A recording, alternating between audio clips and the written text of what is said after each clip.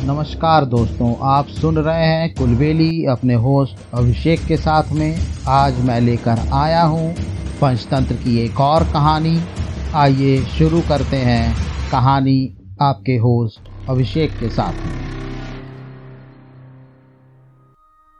प्यासी चींटी और कबूतर। एक समय की बात है, गर्मियों के दिन में एक चींटी बहुत प्यासी थी और वो अपनी प्यास बुझाने के लिए पानी की तलाश कर रही थी।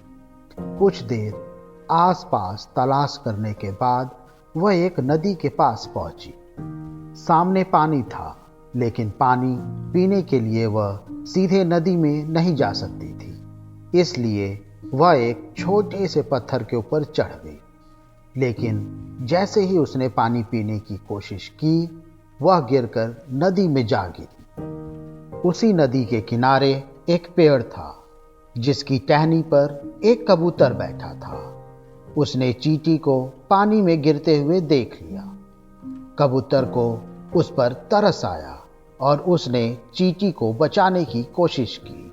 कबूतर ने तेजी से पेड़ से एक पत्ता तोड़कर चींटी के पास फेंक दिया।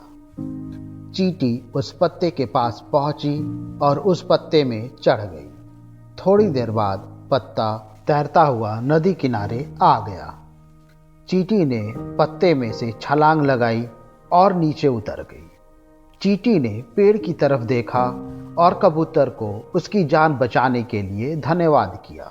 इस घटना के कुछ दिनों बाद एक दिन एक शिकारी उस नदी किनारे पहुंचा और उस कबूतर के घोंसले के नज़दीक ही उसने जाल लगा दिया और उसमें दाना डाल दिया। वह थोड़ी ही दूर जाकर छुप गया और उम्मीद करने लगा कि वह कबूतर को पकड़ लेगा। कबूतर ने जैसे ही जमीन में दाना देखा, वह उसे खाने के लिए नीचे आया और शिकारी के जाल में फंस गया।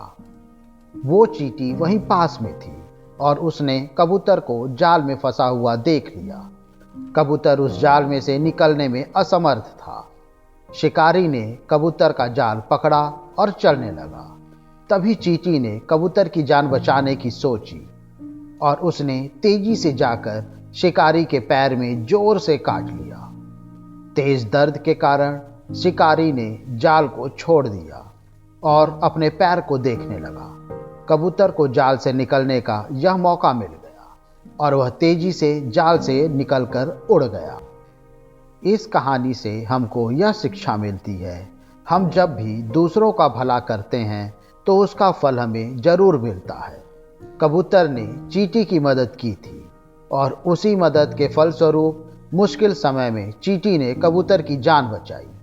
इसलिए कभी भी किसी की सहायता करने या अच्छा करने से पीछे न हटें। जब भी मौका मिले, दूसरों को बिना किसी स्वार्थ के मदद करें।